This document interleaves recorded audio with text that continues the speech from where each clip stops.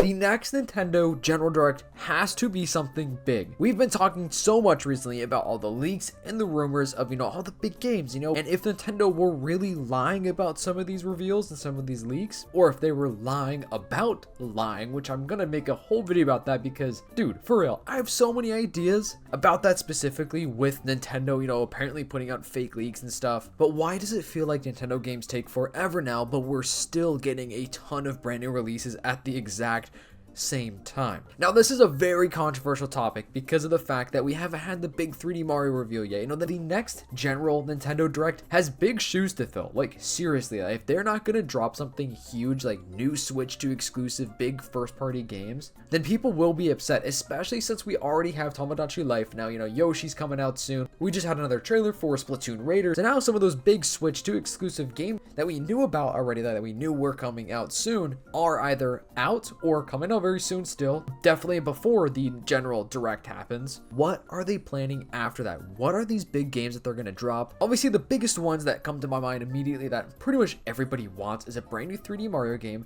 We also want something Zelda related, doesn't necessarily have to be a brand new game, because I feel like we do have a lot of brand new games. That's why I feel like the rumor of the Ocarina of Time remake happening, I feel like that is true. But we have been getting a lot of ports, a lot of, third-party games coming to the Switch too, which is awesome. I won't even complain about that because that's definitely awesome. But it seems like Nintendo are filling the gaps with different ports, remasters, and spin-offs. Like, think about Splatoon Raiders. That is a spin-off game, even though I'm really excited about it, but it's kind of crazy. People are very divided on this game. So let me know, are you guys excited for Splatoon Raiders, or are you just straight up not excited for this game? Or are you just kind of like, in the middle, whatever. And let me talk about Mario Kart World for a quick second here. So obviously that's a first-party Nintendo game, and it's a big game. Mario Kart games are always huge, but people feel like it's missing a lot. So do you guys think they should have had a even longer development time for that game? But the crazy thing is, Mario Kart World from Mario Kart 8, that release time in the middle was crazy. I mean, I guess you could say we had Mario Kart, mobile app, and then we also did have the big DLC for Mario Kart 8, but I feel like those don't count for like a big new Mario Kart game. So, the release date from Mario Kart 8 to Mario Kart World was many years, and people still think that the game was kind of lackluster. So is that an example of one of the games that needed way longer development time to make it a bigger game? But if we do have longer development times for all these Nintendo games, like Mario, Zelda, Splatoon, whatever, that means fewer big games. But is that something that we as the consumers want? Because, they're just going to fill in those gaps with more ports, remasters, and spin-offs, which I do like, myself a port. I do like to play some remasters and some spin-offs, but not when those are basically the only things that we're getting, or like a majority of the things that we're getting, especially if it's done in a very lazy way. Like Splatoon Raiders being a spin-off, I think it looks really fun, and I haven't played the game, of course, so I don't know, but they totally could have given us something that does not look as good or isn't seemingly as good. But Nintendo themselves quite literally said that they are taking longer development times on purpose. Like, they want to do this to polish the games because fans have been complaining. Think about the last Smash Bros. We don't have any word on when the next one is coming out. When the heck is the next Smash Bros game dropping? I mean, it will be on the Switch too. In my eyes, there is no possible way that they're not going to drop a Smash Bros game on the Switch 2 during its entire lifespan. Now, we might have to wait until like the middle of the Switch 2 lifespan, so that would mean, a couple years, maybe 2028, 29 or something. That would hopefully mean the game would be huge. Maybe the next Smash Bros game could potentially be the best one yet. Let me know, what is your favorite Smash Bros game of all time? That's a tricky one. I just know a lot of people love literally every single Smash Bros game, but man, yeah, let me know your favorite. Think of the gap between Zelda, Breath of the Wild from Tears of the Kingdom. That was about 6 years. I feel like that was a pretty worthwhile wait though. 3D Mario 2017 with Odyssey. That's the last big 3D Mario game. We still do not have another release. It may be next year. That's the big rumor, but that could be part of the fake leaks that Nintendo themselves sent out there, which I think that they're lying. I swear, Nintendo, I just think that they're lying. I think that they're full of it.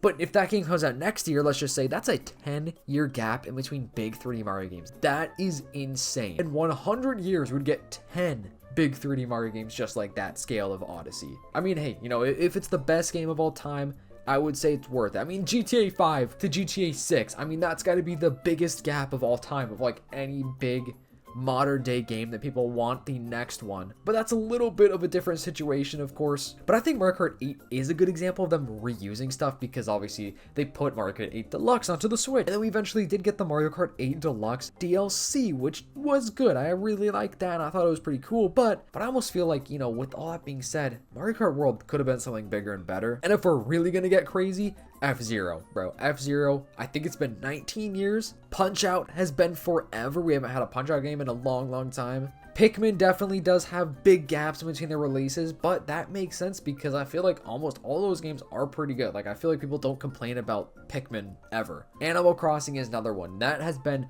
6 years currently, and I don't think we're getting a new Animal Crossing anytime soon.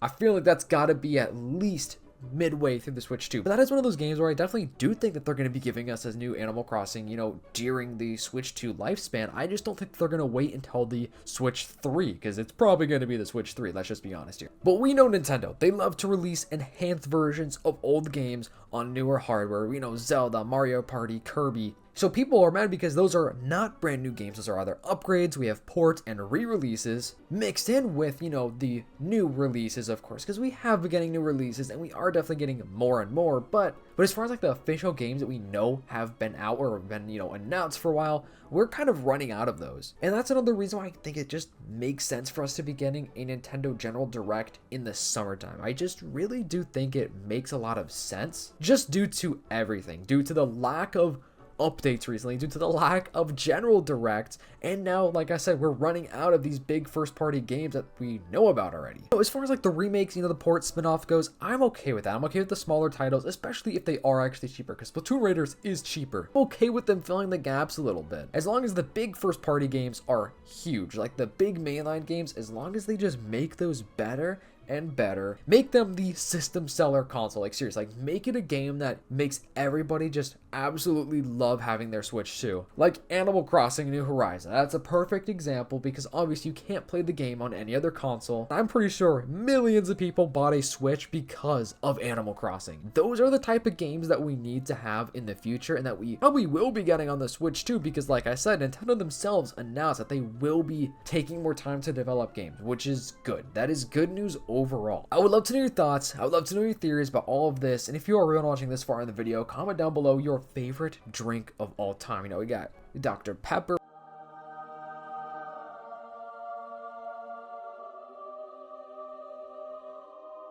Pepsi, water. Let me know.